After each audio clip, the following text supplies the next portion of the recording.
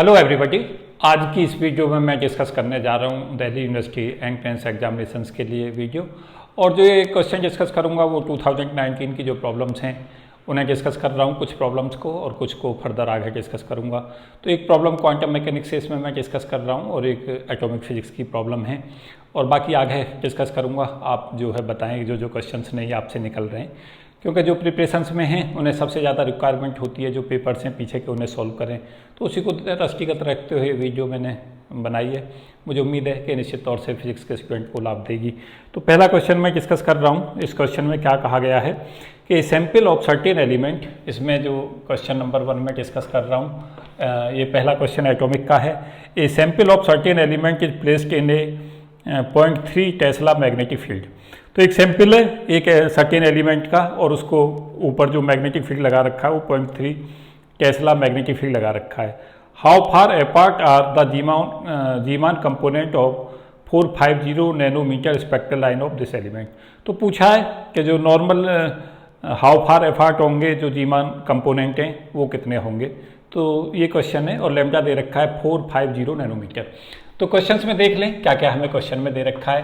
तो बी दिया हुआ है क्वेश्चंस के अंदर, बी इजकल टू 0.3 टेस्ला दिया हुआ है और साथ साथ जो हमें दे रखा है लैम्डा, जो लाइट यूज हुई है उसकी जो वेवलेंथ दे रखी है वो दे रखी है 450 नैनोमीटर।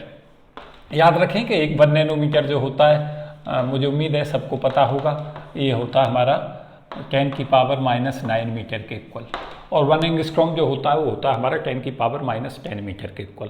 तो इसमें पूछा गया है कि आप कैलकुलेट करें how far apart the Zeeman component.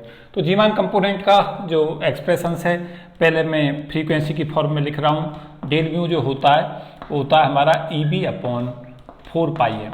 ये जो फार्मूला मैंने यूज किया है वो मैंने फार्मूला इसमें यूज किया है जीमान इफेक्ट से। तो जीमान इफेक्ट का एक्सप्रेशंस आप इसे समझें कि जीमान इफेक्ट से लिया गया है।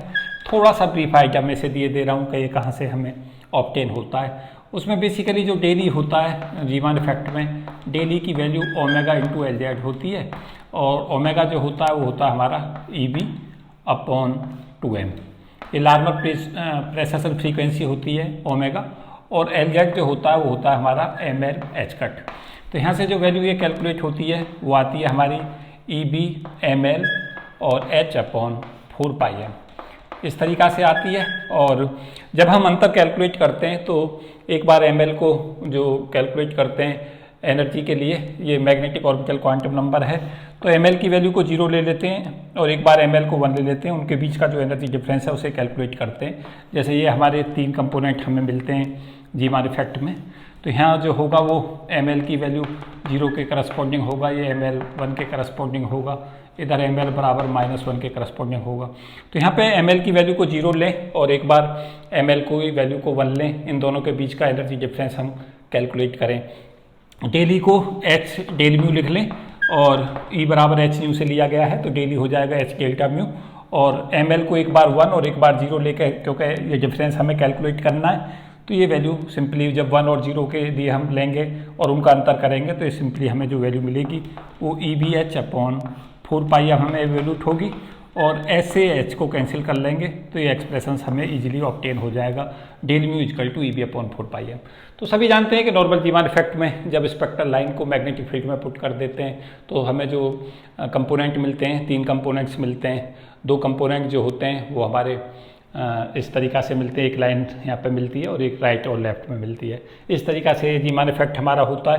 यहाँ पे म्यू की जो वैल्यू होती है उसे पुट कर दें, म्यू इक्वल टू होता है C/λ, ये फ्रीक्वेंसी है, ये वेवलेंथ है, C वेलोसिटी ऑफ लाइट है। तो यहाँ से डेल म्यू इजीली हम कैलकुलेट कर पाएंगे -C/λ² डेल्टा लैम्डा। तो इस वैल्यू को अगर मैग्नीट्यूड में देखेंगे तो इस माइनस साइन को कैंसिल आउट कर लें। ये केवल इतना बताता है कि जब वेवलेंथ हमारी बढ़ती है तो फ्रीक्वेंसी घटती है, माइनस से मतलब यहाँ ये होता है। तो मैग्नीट्यूड के तौर पे जब हम इसे लेंगे तो C डेल्टा लैम्डा/λ² की जो वैल्यू होगी वो हमारी आएगी EB/4πm। और यहाँ से डेल्टा लैम्डा का फॉर्मूला सीधा ले लें। मैंने पहले भी वीडियो में लगातार कहा है कि इस फॉर्मूले को ऑलवेज रिमेंबर रखें।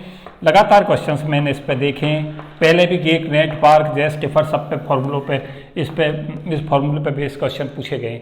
तो डेल्टा लैम्डा की वैल्यू को EB लैम्डा स्क्वायर अपॉन 4 पाई mc। तो ये एक फार्मूला दिस वन, इसे अपनी जो कॉपी है उसमें नोट करके जाएं और इस फॉर्मूले को अपनी कॉपी में नोट करें।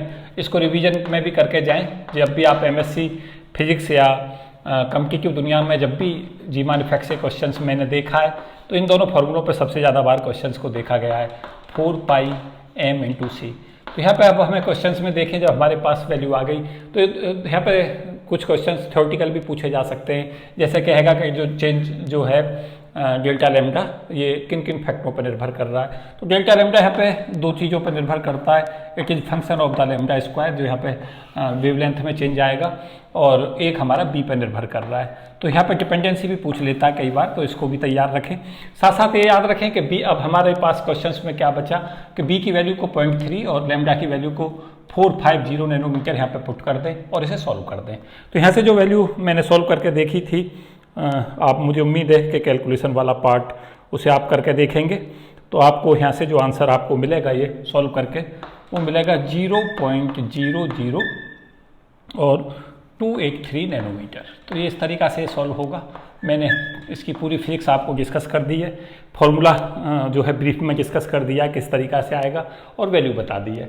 आपको केवल इतना करना है, ई की जगह पे 1.6 × 10⁻⁻19 रख दें, बी की जगह पे 0.3 टेस्ला रख दें, लैम्डा की जगह पे वैल्यू रख दें 450 × 10⁻⁻9 क्योंकि सबको मीटर में लें, और उसके बाद 4 × 3.14 m की जगह पे मास ऑफ इलेक्ट्रॉन लें 9.1 × 10⁻31 और c की जगह 3/10⁸ ये रख दें वैल्यू, तो ये सॉल्व करके हमें मिल जाएगा। तो मुझे उम्मीद है कि आप इस पोर्शन को सॉल्व कर लेंगे और आपको ये पूरी फिजिक्स समझ आई होगी किस तरीक़ा से हमारा जीमान इफेक्ट पे ये क्वेश्चंस पूछा गया था। तो लगातार क्वेश्चंस आते हैं जीमान पे। इस बार के लिए जब भी आप देखें जीमान पे नॉर्मल पाया है तो एनामोलस के लिए तैयार रहें, लैंडेजी फैक्टर का फॉर्मूला, उसके आसपास की चीज़ें तैयार कर लें। मैंने कुछ वीडियो अपलोड की हुई हैं एटॉमिक पे, उन्हें रिवीजन के तौर पे देखें, वो निश्चित तौर से आपको लाभ देंगे। ये वाला क्वेश्चंस भी मैंने बता रखा था और मेरे बताए हुए के हिसाब से ये क्वेश्चन था जो मैंने डिस्कस किया था, पहले ही बता दिया था कि इस फॉर्मूले पे क्वेश्चंस आते हैं। तो मेरी पुरानी वीडियो देखें, आपको पता चलेगा कि सब जो बताया गया है वही पेपर में पूछा गया है। एक क्वेश्चन जो इसमें मैं प्रॉब्लम नंबर 2 डिस्कस कर रहा हूँ, ये भी टॉपिक बहुत ही इंपॉर्टेंट है। तो आप क्या समझ रहे हैं कि जीमान इफेक्ट को अच्छे से तैयार करें। देखो यहाँ से आपको एक लाइन भी मिलती है कि आपको कौन कौन से टॉपिकों पर ध्यान देना है। जीमान इफेक्ट में भी नॉर्मल पे आ चुका है तो एनामोलस को करें और थोड़ा पास्चेनबैक इफेक्ट को भी देख जाए, इनके सिलेक्शन रूल देख लें, इन पे 2-2, 4-4 क्वेश्चंस कर लें। साथ साथ सोडियम की D1 D2 लाइन पे क्वेश्चंस रेगुलर पूछे जाते हैं।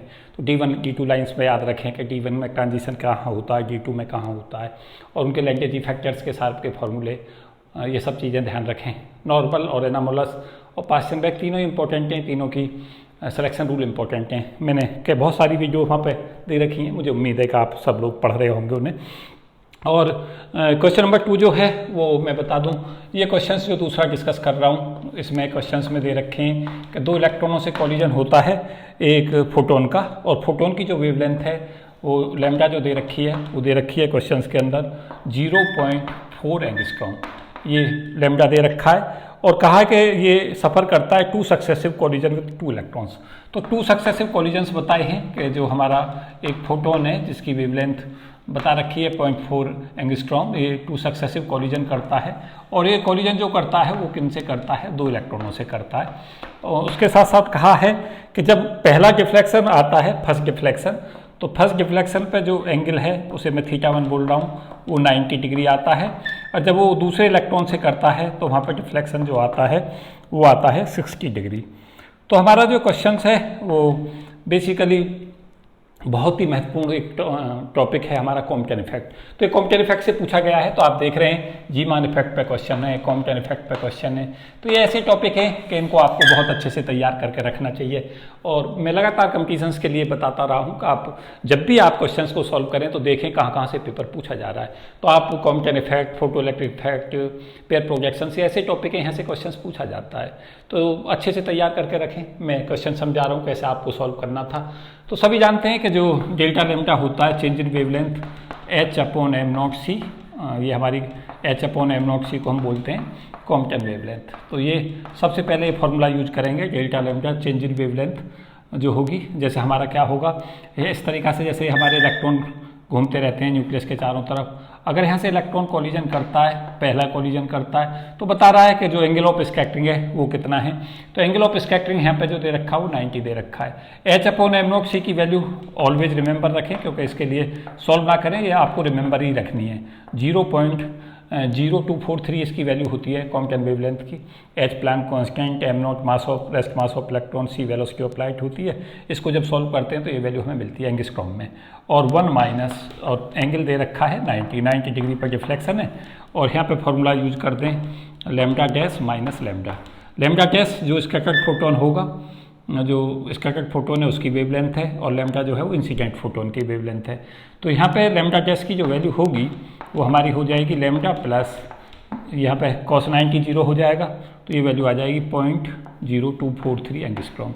लैम्डा की वैल्यू पुट कर दें, लैम्डा हमारा दे रखा है क्वेश्चन में 0.4 एंगस्ट्रॉम, तो 0.4 एंगस्ट्रॉम में ऐड कर दें 0.0243 एंगस्ट्रॉम, तो ये हमारा आंसर आ जाएगा पहले केस में 0.4243 एंगस्ट्रॉम।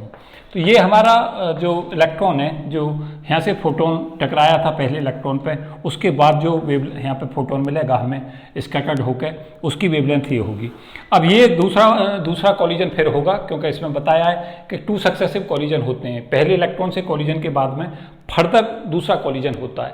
तो जो दूसरा कॉलिजन होगा वो उस फोटोन का होगा जो पहली बार स्कैटर्ड होकर आया है। तो अब हम दूसरे केस के अंदर जो स्कैटर्ड फोटोन आया है उसकी वेवलेंथ को इंसिडेंट वेवलेंथ ले लें, इस तरीक़ा से इसे सॉल्व कर दें तो इजीली आप सॉल्व कर पाएंगे। तो lambda dash double dash minus lambda dash, ये दूसरे के बाद वेवलेंथ होगी, जब 2 कॉलिजन हो जाएंगे उसके बाद वेवलेंथ।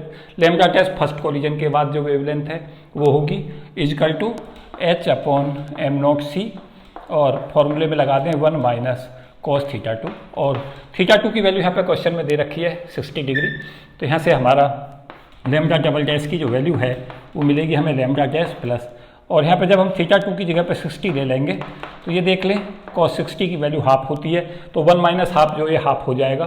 तो यहाँ से वैल्यू जो आएगी है 2h/m0c, यहाँ पर 2 डिवीजन में आएगा ये h/2m0c, क्योंकि 1 माइनस हाफ होगा तो 1/2 हो जाएगा। और लैम्डा डैश हमें यहाँ पे कैलकुलेट की हुई है, जो पहली बार जब इलेक्ट्रॉन से कॉलिजन हुआ है फोटोन का, तो फोटोन की जो वेवलेंथ बढ़ी है वो वाली वेवलेंथ पहले वाले केस में, और ये सेकंड वाली वेवलेंथ हो जाएगी जब वो दूसरे इलेक्ट्रॉन से कॉलिजन के बाद होगा। तो यहाँ पे लैम्डा डैश की वैल्यू को पुट कर दें 0.4243 एंगस्ट्रॉम, ये वैल्यू थी, प्लस ये h/m0c की वैल्यू हम जानते हैं दिस वन होती है, तो इसको बाई 2 से डिवाइड कर दें और फिर इसके बाद इसे ऐड कर दें, तो 0.0243/2 एंगस्ट्रॉम। तो इनको दोनों को ऐड करना है उसके बाद हमें, तो ये वैल्यू हमें मिलेगी 0.4243 प्लस यहाँ से देखें 0.0121, कुछ इस तरीक़ा से मिलेगा, और इसे ऐड कर लें 0.436, कुछ इस तरीक़ा का हमें आंसर ये ऑब्टेन हो जाएगा। तो देखें आंसर हमें कौन सा यहाँ मार्क करना था, तो ये 0.43 एंगस्ट्रॉम बी आंसर था, तो इसका बी हमें आंसर मार्क कर देना था। तो इससे पहले वाले आंसर में जो हमें मार्क करके आना था वो सी अल्टरनेट था, और इस वाले में हमें बी आंसर मार्क करना था। तो एक बार फिर से समझें, मैं एक बार फिर से समझा देता हूँ कि जो हमारा कॉम्पटन इफेक्ट होता है उसमें कॉम्पटन इफेक्ट के अंदर जब कोई फोटोन इलेक्ट्रॉन के ऊपर इम्पोज होता है, जो इलेक्ट्रॉन रिवॉल्व कर रहा है ऑर्बिट में, तो क्या होता है उसे टकराने के बाद में कुछ एनर्जी जो है उसे हटाने में, रिकॉइल करने में खर्च हो जाती है, और क्योंकि एनर्जी खर्च हो जाती है उसकी, तो जो वेवलेंथ है वो स्कैटर्ड होने के बाद बढ़ जाती है, क्योंकि जब वेवलेंथ बढ़ती है तो एनर्जी कम को मतलब होता है उसमें, तो एनर्जी जो उसने लॉस की है, जो उसने इलेक्ट्रॉन को दी है, वो एनर्जी कम हो जाएगी। तो एनर्जी कम होने से उसकी जो फ्रीक्वेंसी है वो फ्रीक्वेंसी कम हो जाएगी, और फ्रीक्वेंसी के साथ साथ वेवलेंथ बढ़ जाएगी। तो सबसे पहले हमें इसी कंसेप्ट को लगाना है।